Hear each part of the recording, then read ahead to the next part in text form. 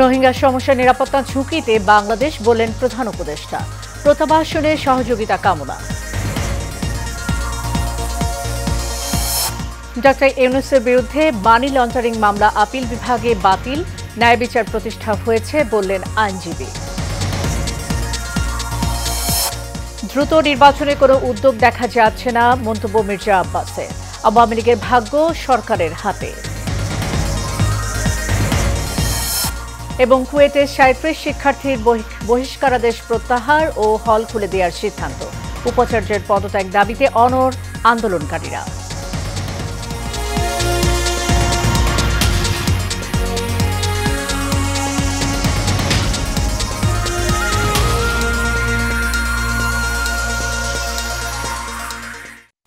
স্বাগত এশিয়ান নিউজের সাথে আছি সাবরিনা জিয়া।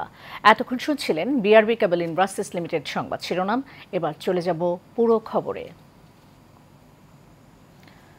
বাংলাদেশে আশ্রয় নেওয়া রোহিঙ্গাদের দ্রুত প্রত্যাবাসনে মিয়ানমারকে চাপ দিতে কাতারের প্রতি আহ্বান জানিয়েছেন অন্তর্বর্তী সরকারের প্রধান উপদেষ্টা অধ্যাপক ডক্টর মোহাম্মদ ইউনূস। তিনি বলেছেন, রোহিঙ্গা সমস্যার সমাধান না হলে পুরো অঞ্চলে নিরাপত্তা ও স্থিতিশীলতা নষ্ট হবে। আজ দোহায় কাতার ফাউন্ডেশন আয়োজিত রোহিঙ্গা সংকট ও বাস্তুচ্যুত জনগোষ্ঠীর বিষয়ে উচ্চ পর্যায়ের গোলটেবিল আলোচনায় বক্তব্যকালে তিনি একথা বলেন। ডক্টর মোহাম্মদ ইউনূস বলেন, বাংলাদেশ প্রায় ১৩ লাখ বাস্তুচ্যুত রোহিঙ্গাকে আশ্রয় দিয়েছে। প্রতি বছর প্রায় ৩২,০০০ শিশু যুক্ত হচ্ছেন। নানা চ্যালেঞ্জ ও সীমাবদ্ধতা থাকা সত্ত্বেও শুধু মানবিক দৃষ্টিকোণ থেকে বাংলাদেশ এই বিশাল জনগোষ্ঠীকে আশ্রয় দিচ্ছে। এই সংকটের একমাত্র সমাধান হচ্ছে টেকসই প্রত্যাবাসন। বৈঠক শেষে প্রধান উপদেষ্টার প্রেস সচিব শফিকুল আলম সাংবাদিকদের এসব তথ্য জানান।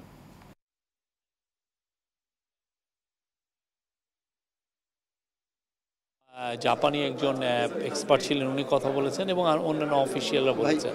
এটা একটা খুবই, আমি বলবো যে সফল একটা প্রোগ্রাম ছিল এবং আমরা আশা করছি পুরো স্লোলি বা স্টিলিলি আমরা বলবো যে এই ক্রাইসিসটা নিয়ে আবার কথাবার্তা, ইন্টারন্যাশনালি কথাবার্তা হচ্ছে। খুব শিগগিরই নির্বাচন করার কোনো লক্ষণ সরকারের ভেতরে নেই বলে মন্তব্য করেছেন বিএনপি স্থায়ী কমিটির সদস্য মির্জা আব্বাস। তবে তিনি আশা করছেন দ্রুতই নির্বাচন দেবে সরকার। জাতীয় প্রেস ক্লাবে গণতন্ত্র ফোরাম আয়োজিত এক আলোচনা সভায় একথা বলেন তিনি। মোশাররফ তালুকদারের ক্যামেরায় কাউসার আহমেদের রিপোর্ট। জাতীয় প্রেস ক্লাবে বর্তমান প্রেক্ষাপটে গণতন্ত্র সংস্কার ও বাস্তবতা শীর্ষক আলোচনা সভা অনুষ্ঠানে প্রাধান্য পায় জাতীয় নির্বাচন। এতে প্রধান অতিথির বক্তব্যে বিএনপি স্থায়ী কমিটির সদস্য মির্জা আব্বাস ডিজিটাল মাধ্যমে বিদেশি থেকে দেশের বিরুদ্ধে অপপ্রচারকারীদের সমালোচনা করেন। সকলের কথা বলার অধিকার আছে ভাই, আমরা অনেক কষ্ট করে কথা বলার অধিকার আদায় করলাম। এটাই খালি ওই কয়েকজন লোকের জন্য না, আমাদের জন্য। আমাদের কথা বলার অধিকার আছে। আর প্রতিবার আপনার বলেন, আমি বলছি সত্যি কথাটা বলেন, মিথ্যা কথা বলে কারো চরিত্র হরণ করেন না। আলোচনায় উঠে আসে সংস্কার প্রসঙ্গ। এ সময় মির্জা আব্বাস বলেন, বিএনপি সংস্কারের পক্ষে, তবে বিপদ ডেকে আনে এমন সংস্কার দেশে প্রয়োজন নেই। কয়েকটা দল যা শুরু করছে, এইটা না হলে নির্বাচন হবে না, ওইটা না হলে নির্বাচন হবে না, এইটা না হলে নির্বাচন হবে না। যদি এগুলো হতে থাকে নির্বাচনে কেমন হয়? কেউ কেউ বলেই ফেলেছেন যে আমরা নির্বাচনে যাব না। আরে ভাই, কয়েকদিন আগে হলে আপনার নির্বাচনে গেলেই কি না গেলেই। সমালোচনা করেন রাজনৈতিক দলগুলোর নির্বাচন নিয়ে বিভিন্ন বক্তব্যের। জানান, এনসিপির নেতারা অবুঝ শিশুদের মতো আবদার করছে। প্রত্যেকটা মানুষের ঐক্যবদ্ধ হওয়ার প্রয়োজন রয়েছে। যদি বাংলাদেশের জনগণকে বিভক্ত করা যায়, এই দেশকে আবারও ভারতীয় আধিপত্যবাদের হাতে চলে যেতে হবে। সুতরাং যে দলই হোক, বিএনপি, জামাত সহ অন্যান্য যত দল, এনসিপি সহ যত দল আছে, মতবিরোধ থাকতেই পারে, কিন্তু জাতীয় স্বার্থে, দেশের স্বার্থে আমাদেরকে একটা কথা মনে রাখতে হবে, ঐক্যবদ্ধ থাকতে হবে। আওয়ামী লীগকে দেশে যারা পুনর্বাসন করতে চায় তাদের বিরুদ্ধে সংগ্রাম চালিয়ে যাওয়ার ঘোষণা দেন মির্জা আব্বাস। বরং আমি বলতে চাই, আওয়ামী লীগকে যারা দেশে পুনর্বাসিত করার চেষ্টা করবে তাদের বিরুদ্ধে আমাদের সংগ্রাম অব্যাহত থাকবে। Ahmed, Asian television, Dhaka. BNP senior যুগ্ম মহাসচিব রুহুল কবির রিজভী বলেছেন, আওয়ামী লীগ কিভাবে রাজনীতি করবে তা নির্ধারণ করবে অন্তর্বর্তী সরকার। প্রশাসন ও রাষ্ট্রযন্ত্র অন্তর্বর্তী সরকারের নিয়ন্ত্রণে, তাই আওয়ামী লীগের দমন নীতি স্পষ্ট করা তাদের দায়িত্ব বলেও মন্তব্য করেন রিজভী। মানিকগঞ্জ সদরের শিল্পী মানবেন্দ্র ঘোষের বাড়ি পরিদর্শনকালে তিনি এসব কথা বলেন। বিএনপির এই নেতা অভিযোগ করেন, আওয়ামী লীগের দোসররা তৃণমূলে ঘাপটি মেরে আছে এবং তারা সহিংসতার জন্য অর্থ ও অস্ত্র মজুত করছে।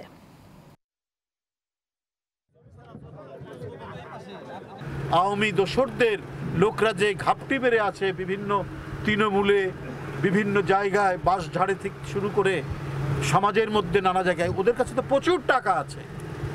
ওদের কাছে পেট্রোল কিনে মানুষের বাড়ি পুড়িয়ে দেওয়ার যে অর্থ, মানুষকে হত্যা করার জন্য যে অস্ত্র লাগে তার অর্থ তাদের কাছে আছে।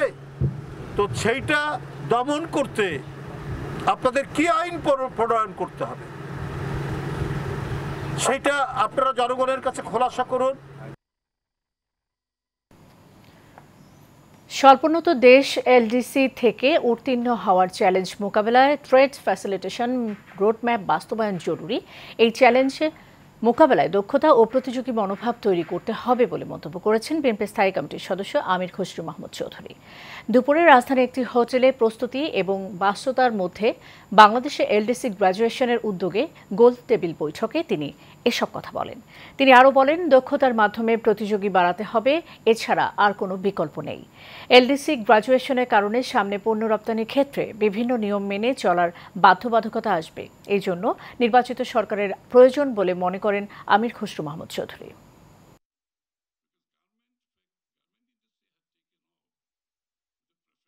Treatment and the policy support of bonded warehouse, back-to-back LC.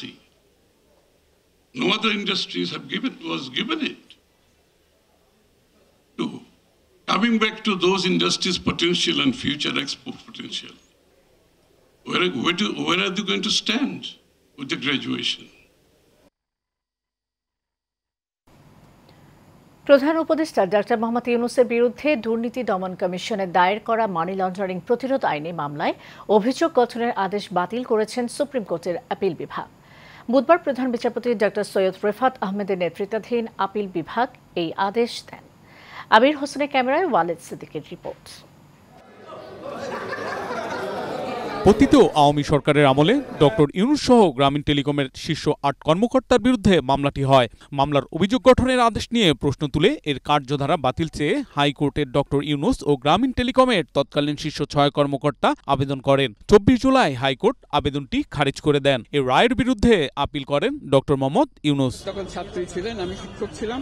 বুধবার রায়ের পর ডক্টর ইউনূসের আইনজীবী বলেন, দুদকের মামলাটি ছিল মিথ্যা, বানোয়াট ও উদ্দেশ্য প্রণোদিত। শুনানি করেছেন এবং সমস্ত কিছু বিচার বিশ্লেষণ করে কোর্ট দেখলেন যে এই মামলাটি সঠিক না, এটা মিথ্যা, এটা বানোয়াট, এই মামলার কোনো ভিত্তি নাই, এইটা অত্যন্ত কনস্পিরেসিমূলক। নোবেল বিজয়ী ডক্টর মোহাম্মদ ইউনূসের বিরুদ্ধে দুদকের মামলা করার সিদ্ধান্ত সঠিক ছিল না বলে মন্তব্য করেন দুদকের আইনজীবী।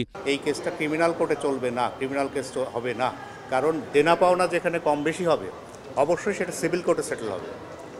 এর জন্য কোনো মানি লন্ডারিং কেস বা 409 টাকা আত্মসাতের মামলা হবে না। এটা তো আত্মসাৎ না, দিয়েই দিচ্ছে, টাকাটা পুরাটাই দিয়ে দিচ্ছে। মামলাটি যথাযথ প্রক্রিয়া মেনে হয়নি বলে আদালত তার পর্যবেক্ষণে জানিয়েছেন। Walid Siddiqui, Asian television, Dhaka. খুলনা প্রকৌশল বিশ্ববিদ্যালয় কুয়েট সিন্ডিকেট সভায় ৩৭ শিক্ষার্থীর সাময়িক বহিষ্কারাদেশ প্রত্যাহার করা হয়েছে। এছাড়াও বিশ্ববিদ্যালয়ের আবাসিক হল খুলে দেওয়ার সিদ্ধান্ত নেওয়া হয়েছে। দুপুরে সিন্ডিকেট সভায় এই সিদ্ধান্ত নেওয়া হয়। গত ১৮ ফেব্রুয়ারি কুয়েতের ছাত্র রাজনীতি বন্ধের দাবিতে কেন্দ্র করে সংঘর্ষের ঘটনায় শতাধিক মানুষ আহত হন। পরদিন প্রশাসনিক ভবনসহ সব একাডেমিক ভবনে তালা ঝুলিয়ে দেন শিক্ষার্থীরা। ওই দিন দুপুরে সিন্ডিকেট সভায় কুয়েটে সব ধরনের রাজনৈতিক কর্মকাণ্ড বন্ধ রাখার সিদ্ধান্ত হয়। রোববার উপাচার্যের পদত্যাগের দাবিতে অনশন করছেন শিক্ষার্থীরা। তারা সিন্ডিকেট সভায় নেওয়া সিদ্ধান্ত প্রত্যাহার করে উপাচার্যের পদত্যাগ দাবিতে আন্দোলন চালিয়ে যাওয়ার ঘোষণা দিয়েছেন। সেই সিদ্ধান্ত আমরা বাস্তবায়ন করব। এর প্রত্যেকটা ঘটনার বিচার না হওয়া পর্যন্ত শিক্ষকবৃন্দ তাদের অবস্থান থেকে নড়বে না এবং শিক্ষকবৃন্দ কোনো একাডেমিক কার্যক্রম প্রয়োজনে একাডেমিক কার্য যেহেতু ডিসিপ্লিনারি কমিটি এখনো হয়নি, বাকি আছে, প্রয়োজন হলে শিক্ষকবৃন্দ সেই অবস্থান বজায় রেখেছে। সবার সাথে কথা বলে আমরা বুঝি, তারপর আমরা নিশ্চয়ই একটা সুষ্ঠু সমাধান, এবং শিক্ষার্থীদের স্বার্থটাই, যেহেতু বিশ্ববিদ্যালয়ে তো আর শিক্ষার্থী ছাড়া হয় না, এবং আমরা যে শিক্ষক, এটা শিক্ষার্থীদের জন্যই আমরা শিক্ষক, যার ফলে শিক্ষার্থীদের স্বার্থটাই আমাদের কেন্দ্রে। বাণিজ্য উপদেষ্টা শেখ বশিরউদ্দিন বলেছেন, সরকার সিন্ডিকেটকে সাপোর্ট করে না। সার্বিক বাজার ব্যবস্থা দুর্বৃত্তায়ন থেকে বের হয়ে এসেছে এবং প্রতিযোগিতামূলক বাজার সৃষ্টি করার চেষ্টা করা হচ্ছে। সকালে রাজধানীর আর্মি গলফ ক্লাবে ট্রেড উইথ টিবিসি শীর্ষক আলোচনা সভায় তিনি এসব কথা বলেন। উপদেষ্টা বলেন, বিভিন্ন পক্ষের সমালোচনা থেকেও সরকার শেখার চেষ্টা করছে। বাতিন বিপ্লবের রিপোর্টে বিস্তারিত। 5 আগস্টের আগে সরকারি বিপণন সংস্থা trading corporation of Bangladesh TCB ব্যাপক অনিয়ম ও দুর্নীতিতে নিমজ্জিত ছিল। সেই পরিস্থিতি পুনরুদ্ধারে কাজ করার পাশাপাশি নানা পরিকল্পনা নিয়ে এগিয়ে চলছে সংস্থাটি। ট্রেড উইথ টিসিবি শীর্ষক আলোচনায় বক্তারা এসব বিষয়ে উল্লেখ করেন। প্রতি বছর বরাদ্দকৃত 12 থেকে 14,000 কোটি টাকা যথাযথভাবে ব্যবহার করাই এখন বড় চ্যালেঞ্জ বলে মনে করেন তারা। যদি আমাদের এই কলবরটা বাড়ানো যায়, আরো যদি ট্রেডার্স আপনারা এগিয়ে আসেন, যারা এখানে আসেন, তাহলে তখন আর এই কমপ্লেনটা টিসিবির এগেইনস্টে আসবে না যে টিসিবি গুটিকয়ের কাছ থেকেই নেয়। আমরা চাইতে সবাই আসুক। হ্যাঁ, অনেক নেগেটিভ কথা আসে, সিন্ডিকেটের কথা আসে, সেটা অনেক কিছু, সমস্ত কিছুর মধ্যে থেকেই কিন্তু আমাদের লক্ষ্যে পৌঁছানোর জন্য কাজ করে যেতে হবে। তো লক্ষ্যে পৌঁছানোর জন্য সহযোগিতা, অংশীদারিত্ব, পার্টনারশিপ, এগুলোর বিকল্প নাই। এ সময় দুর্বৃত্তায়নের প্রভাব মাঠ পর্যায়ে কোনো কাজে আসবে না জানিয়ে বাণিজ্য উপদেষ্টা বলেন, ক্ষমতায় থাকাকালীন সময়ে 1 কোটি পরিবারকে সঠিকভাবে যাচাই বাছাই করে তাদের হাতে পণ্য পৌঁছাতে হবে। বাজারে যে একটা প্রতিযোগিতামূলক ব্যবস্থা তৈরি হয়েছে বা আস্থা তৈরি হয়েছে, আজকে যে এখানে আমরা নিজেরা বসে নিজেদের ক্রিটিসিজম শুনছি বা নিজেরা যে আত্মসমালোচনা করছি এবং আমাদের দায়গুলো উপলব্ধি করার চেষ্টা করছি এই ধরনের সম্মেলনের মাধ্যমে, এর উদ্দেশ্য এটা হচ্ছে যে দুর্বৃত্তায়ন থেকে সরে আসতে চাই আমরা। And we are here to work collectively together as a force to change this, to bring the benefit to the deserving people, যারা এটা যোগ্য, তাদের কাছে আনাটাই আমাদের দায়। আজকে আপনাদের সাথে কথা বলার উদ্দেশ্যটাই হচ্ছে আমাদের দায় উপলব্ধি করা, দ্বিতীয়টা আপনাদের সুযোগের এবং সম্ভাবনাগুলোকে বিশ্লেষণ করা। আলোচনা সভায় টিসিবির সাথে সংশ্লিষ্ট ব্যবসায়ী, ছাত্র প্রতিনিধি ও প্রতিষ্ঠানের ঊর্ধ্বতন কর্মকর্তারা উপস্থিত ছিলেন। বাতিন বিপ্লব, এশিয়ান টেলিভিশন, ঢাকা। শেষ করব এশিয়ান নিউজ যাওয়ার আগে বিআরবি কেবল ইন্ডাস্ট্রিজ লিমিটেড সংবাদ শিরোনাম জানিয়ে দেব আরও একবার।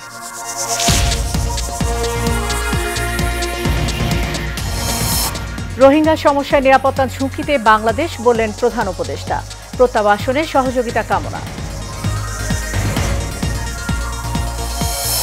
ডক্টর ইউনূসের বিরুদ্ধে মানি লন্ডারিং মামলা আপিল বিভাগে বাতিল, ন্যায় বিচার প্রতিষ্ঠা হয়েছে বললেন আইনজীবী। দ্রুত নির্বাচনের কোনো উদ্যোগ দেখা যাচ্ছে না, মন্তব্য মির্জা আব্বাসের। আওয়ামী লীগের ভাগ্য সরকারের হাতে। এবং কুয়েটের সাইপ্রাস শিক্ষার্থী বহিষ্কারাদেশ প্রত্যাহার ও হল খুলে দেওয়ার সিদ্ধান্ত। উপাচার্যের পদত্যাগ দাবিতে অনড় আন্দোলনকারীরা। এশিয়ান নিউজ এ পর্যন্তই। পরের সংবাদ দেখার আমন্ত্রণ রইল। ধন্যবাদ সাথে থাকার জন্য।